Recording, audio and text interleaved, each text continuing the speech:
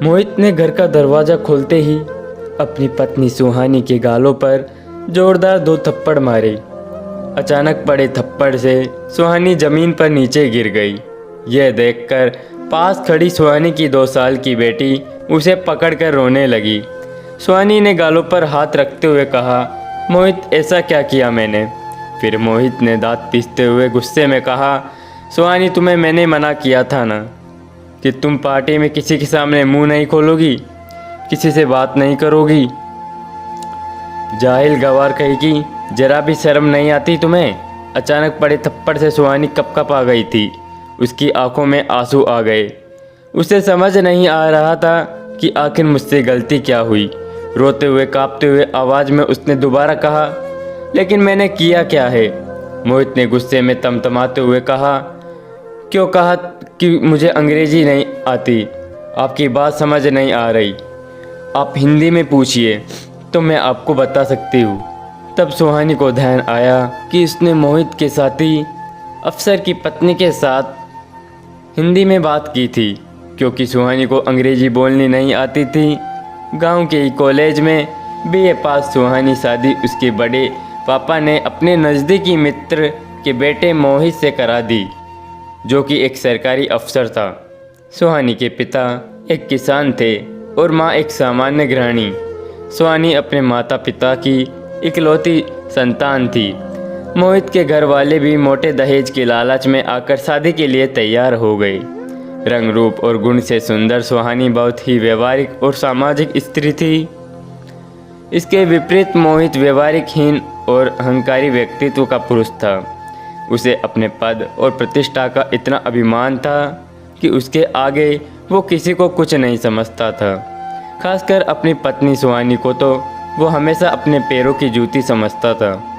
उसके लिए पत्नी का मतलब ही सिर्फ उसकी शारीरिक ज़रूरतों को पूरा करना और घर में दबा कर रखना।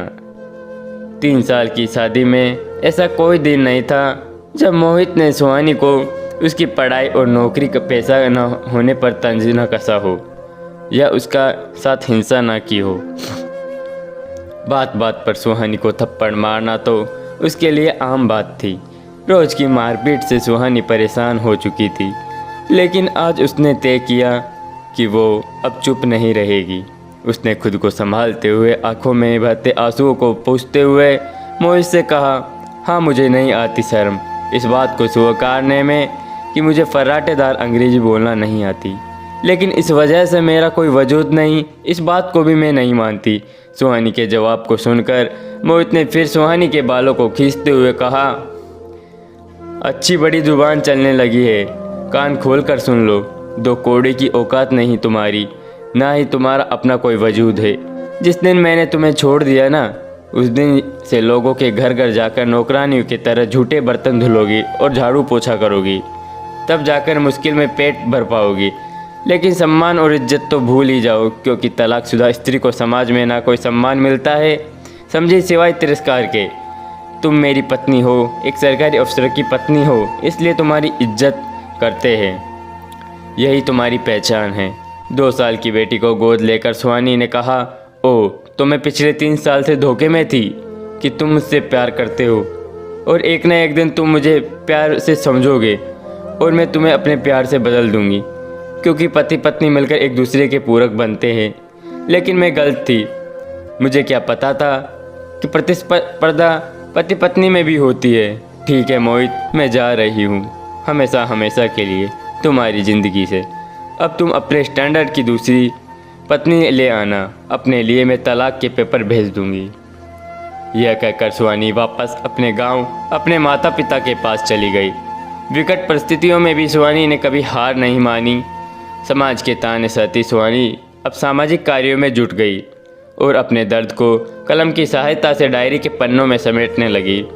लेकिन कहते हैं ना कि सूर्य की तेज रोशनी को काले घनेरे बादल भी नहीं ढक सकते, उसी प्रकार सुहानी भी प्रतिभा कभी भी समाज से छिपी रह नहीं सकी। सुहानी को भी प्रसिद्धि मिली पूरे 20 साल बाद, अथक कड़े परिश्रम के बाद। आज जब सुहानी और मोहित का आमना सामना हुआ तो पुरानी सारी कड़वी बातें याद आ गई। भीड़ से पूरा सभागार तालियों से गूंज रहा था। आज सुहानी की उपलब्धि के सम्मान में आज उसे महामहिम राष्ट्रीय पति से समाज में महिला के समाज सुधारक एवं उसके लिए स्वरोजगार पैदा करने के साथ साथ घरेलू हिंसा की शिकार महिलाओं को न्याय दिलाने एवं उनकी शिक्षा के लिए जागृत करने के लिए पुरस्कार मिलना था। हिंदी में सबसे मिलजुल कर बात करती भीड़ में आज मोहित भी हाथ बांधे पीछे लाइन में खड़ा हुआ था। नजरें झुकाए मोहित को आज समझ नहीं आ रहा था कि जिसे वो गवार समझता था दरअसल वो भी बहुमुखी प्रतिमा की धनी थी। सुहानी आज समाज में प्रसिद्ध लेखिका और समाज सुधारक थी जिसका सब सम्मान करते थे। आज उसे आगे बढ़कर बधाई देने में भी संकोच हो रहा था। तभी एक पत्रकार आगे बढ़कर सुहानी से अंग्रेजी में सवाल पूछता तो सुहानी ने आज फिर नम्रतापूर्वक हाथ जोड़कर कहा, महोदय अपना प्रश्न हिंदी में पूछे, मुझे अंग्रेजी नहीं आती। तब पत्रकार ने कहा, जी माफ़ी चाहूँगा, मैं अपना सवाल हिंदी में पूछता हूँ। मैडम, आपके मन में सामाजिक सेवा का ख्याल कैसे आया? अपनी सफलता का श्रेय आप किसे देना चाहोगी? आज जहाँ लोग इंग्लिश मीडियम में अपने बच्चों को पढ़ा रहे हैं, बात कर रहे हैं, वहाँ आप हिंदी में लिखती है। क्या आपको कभी असफलता का डर नहीं लगता? तब रमा ने कहा, जी नहीं, मुझे हिंदी बोलने लिखने में शर्म नहीं आती। और जैसा कि हम सब जानते हैं कि परिस्थितियों से बड़ा गुरु कोई नहीं होता। कठिन परिस्थितियाँ हमें मजबूत बनाती है। इसलिए आज मैं उस व्यक्ति का दिल से आभार व्यक्त करती हूँ जिसने मुझे अपने जीवन और घर से मुक्त करके मेरा स्वाभिमान जगाया। वह व्यक्ति मेरे जीवन के ऐसे गुरु है जिनके दिए घावों ने मेरे अंदर दबे आत्मविश्वास और आत्मसम्मान को जीवन में नई दिशा एवं कुछ कर दिखाने का जुनून जगाया। जिन्होंने मुझे अपने सामाजिक रिश्ते से आज़ाद करके बाहर समाज में आकर सांस लेने का और समाज के लिए कुछ करने का मौका दिया। बेशक आशीर्वाद और साथ मेरे माता पिता मुझे मिला, लेकिन परिस्थितियों की ठोकर उसी व्यक्ति से मिली। इसलिए मैं उसका आपके माध्यम से धन्यवाद करती हूँ। साथ ही हर महिला से यही कहना चाहूँगी कि हमारी सफलता में हमारी भाषा कभी बाधक नहीं बन सकती। और हिंदी तो हम सभी की भारतीय भाषाओं की दिल की भाषा है। सफलता के लिए बस सच्ची लगन और जुनून की ज़रूरत होती है। थोड़ी देर बाद मौका मिलते ही सुहानी को अकेला देखकर मोहित उसके सामने आकर खड़ा हो गया और उसने कहा, सुहानी अपनी गुड़िया कैसी है? अब तो बड़ी हो गई होगी। सुहानी ने कहा, मेरी बेटी बिल्कुल ठीक है। अब पढ़ाई के साथ साथ मेरे लिए सामाजिक कार्यों में मेरी मदद करती है। मोहित ने कहा, सुहानी तुम ऐसा क्यों कर रही हो? वो मेरी भी तो बेटी है, मुझे माफ़ कर दो।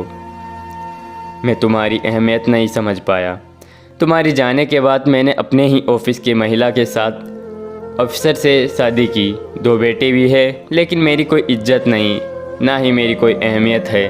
मेरी पत्नी मुझे बात बात में बदनाम करके और मेरा करियर ख़त्म करने की धमकी देती है और मैं चुपचाप सुनता हूँ क्योंकि मैं कुछ नहीं कह सकता। चुपचाप खड़ी मोहित की बातें को सुनती सुहानी ने आखिर में हाथ जोड़कर कहा, महोदय मैं ऐसा ही हूँ, मैं ऐसा ही लोगों की मदद करती हूँ, लेकिन आप तो खुद सक्षम है, आपकी कोई सहायता नहीं कर सकती। तभी सुहानी की बेटी वहाँ आ गई और वो अपनी बेटी के साथ वहाँ से चली गई।